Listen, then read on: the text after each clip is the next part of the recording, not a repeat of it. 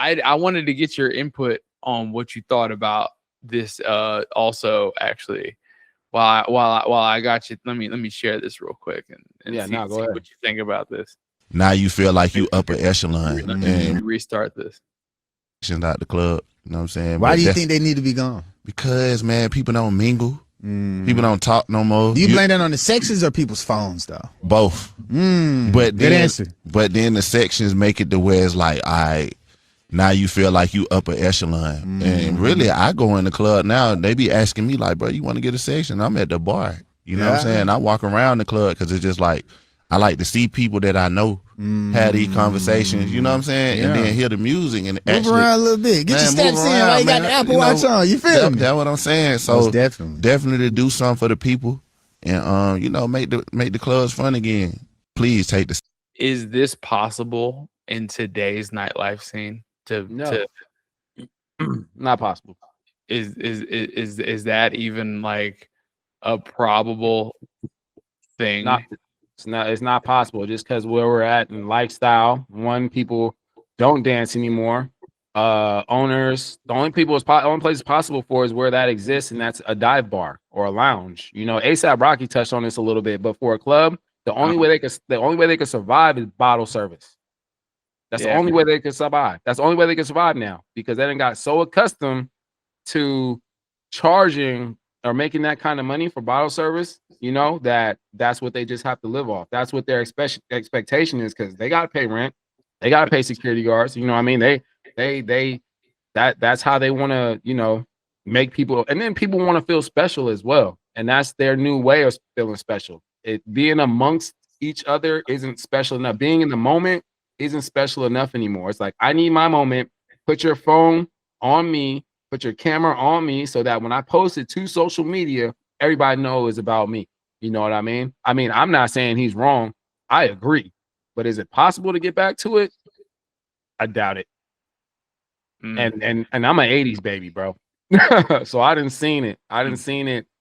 How we even got here. You know what I mean? It used to be you walked in, you know, it was who could get the baddest chick. Who was the best dancer? We used to walk in and cruise. Oh, yeah. You know what I mean? Like, I got some new dance moves, or I just watched that new music video. Exactly. I just watched that new music video. We're about to go battle. You know what I mean? And then that right there would get you the ladies. And then again, like he said, going to the bar and taking shots, you know, drinking until you pass out. You know what I mean? But now everybody's so scared to go viral for the wrong reason. Everybody wants to go viral, but nobody wants to go viral for the wrong reason. You know what I mean? So everybody's kind of like this. They kind of like, they'll dress it up as, I want my privacy. I don't want people to touch me. Like, social anxiety is a real thing, but people, as soon as, like, I'm gonna tell you, because this has happened to me before. I've been in the club and a girl is breaking me off.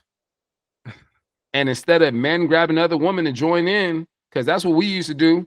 Like, hey, you started. All right, I see homegirl choosing over there. I'm gonna go grab her. We gonna keep it going. Everybody just looks at you and pulls out their phone. Yeah. I'm like, bruh, like, it's uncomfortable. Like if you're the one dude that got on something, they'd be like, oh yeah. Yeah, and you're like, well, go get one. Dude, stop it. Like, and another thing is, it's become a staring competition. It's a freaking, when you in your section, everybody just staring at you. You just looking down at everybody. Like, tough, man. Because it'd be like you being the one like smiling dude in the club. You kind of look tender to a couple other people, and you kind of like what's up, like, yeah. You know what I'm saying? I'm still on guard. Like, I'm still on guard. I know she's twerking. I'm loving it, but like, yeah, I'm playing around with you. You know what I mean? And it sucks. Yeah, it does. And there's a lot of people who go to the club who have social anxiety, who don't know how to be around people, who aren't used to being around people, but they want to be on the scene at the same time. So they're like, well, we need a section, so we don't need people coming around us. But what I will say is, though, one way to combat it, and my homegirl told me about this because she was at Super Bowl weekend. She got a table at the Grand, and they got a good deal, she said. The difference was that there was no security at their booth. So whoever they wanted to bring up or whoever wanted to come up, whoever they knew could come up. Does that make sense? Now, Like, what happens if that goes left and they can't keep influx of if people notice?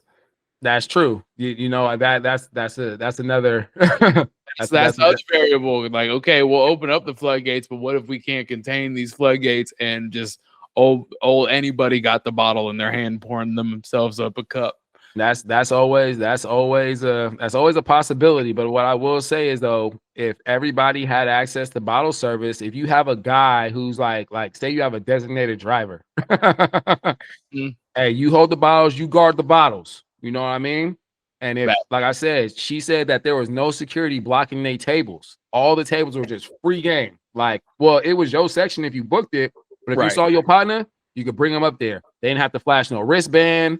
They didn't have. It was just, oh yeah, boom. They could pass the bottle down there to their people.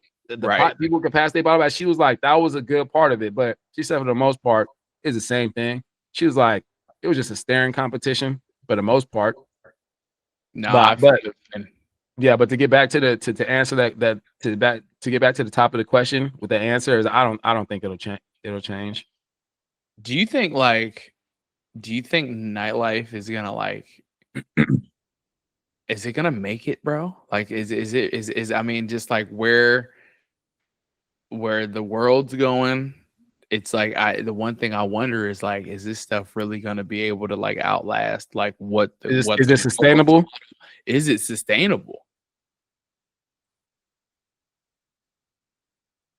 I want to say yes, but I would say no, and the reason why I think it will eventually die out is because why did we want to go to the club? The chicas, right? Dirties? Nah, what was the visuals? Like I'll tell you, music videos.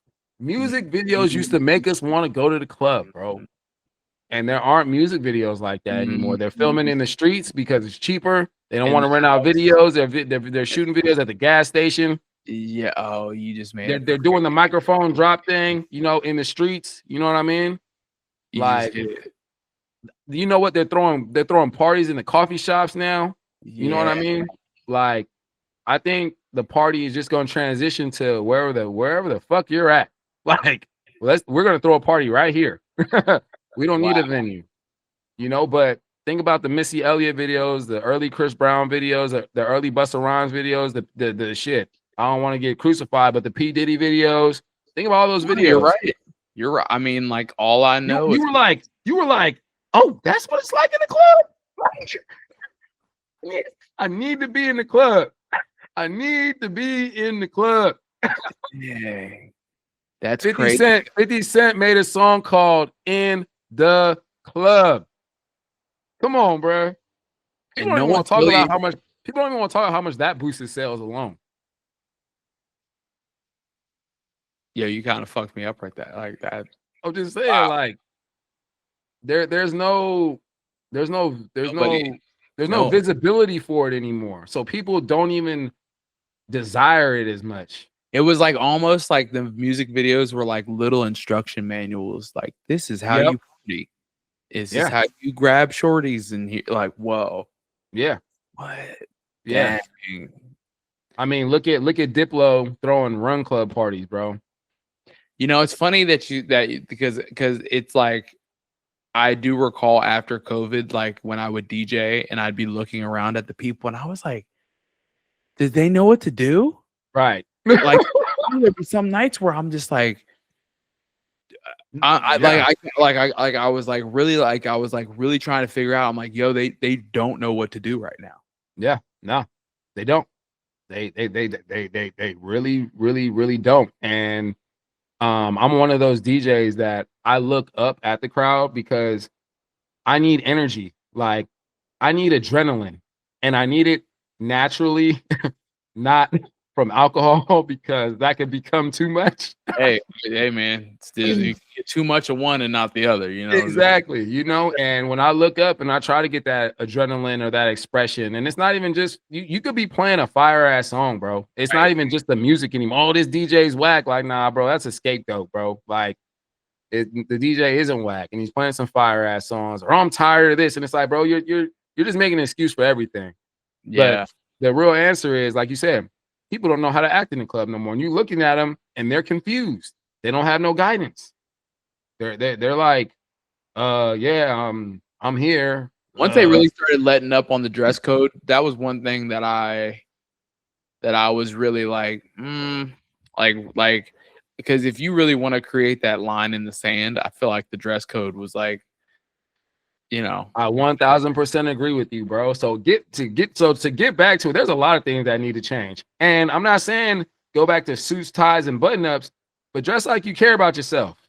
Come in the latest fashion. Come like, you know what I mean? You gotta start letting people in with these Nike tech suits and then be surprised when they get into a fight. I'm gonna tell you real quick, bro. I was in Walnut Creek.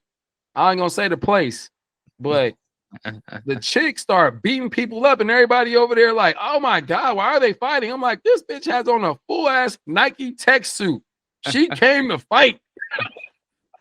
Yeah, no, even at these like the bar, like you gotta be, I feel like what you let into your establishment, that's going like you can just like the optics, man. Like that's I feel like bringing a little bit of just like standards. Bro, standards, bro. Let's dive a little deeper. I could point out the motherfuckers who I know is about to fight. If I could point them out as a DJ, how come security came? Stop hiring this motherfucker just because he big. Stop hiring this motherfucker just because he your boy. He don't know how to read people. No. He don't know how to read energy. He just wants to be in the position of power. He invited the people fighting. You said what? He the one invited the fools of that right. to start the fight. Right. They like boys. How would you not know that this group of people right here came in here for trouble? Like, bro, I done been. I'm not no hood dude. I ain't no street dude, but I'd have been on the streets long enough to see a group of people and be like, oh, that's trouble right there. Yeah, man. Like, yo, it's time to go. Yeah, man. Like, what happened to like at least the mandatory button up, like collar? Yeah, but I'm just saying that security doesn't even know how to use good judgment anymore. Like I've seen that in so many. Like I be seeing like the goofiest security guards now. Like anybody, like, bro, how you gonna let this person be a security guard, bro? This is your security guard? Really? Really? Man. Really? This motherfucker right here can't even do 50 push-ups. This motherfucker right here don't even know how to read. You know what I mean? Like this motherfucker right here, you know what I mean? Like, I'm like, come on, man. Like, it gotta be some standards, bro. And I think that's what it is just across the table in the club. Like, there's owners who shouldn't own a club. They just own it because they got money. There's bar managers because that was just the owner's friend and they want to be cheap and they want to take the shortcut, but they don't know how to upsell anything. You know what I mean? They don't even know how to get people in there. You know what I mean? They don't understand the importance of service. You know what I mean? But oh, that was a friend of a friend. You got a bunch of people. I'll just say this. You got a bunch of people who aren't qualified for this job, bro, and it's hurting the industry. Yeah, man. It's like almost like there's like so many things working against the nightlife industry in Northern California right now. And it just it sucks because it was like so just to give everybody watching a backstory, it's like I moved to the Bay Area in 2016 and you had been there way longer than me, but it's just like I feel like I moved there on the tail end of like such just like you had to be there.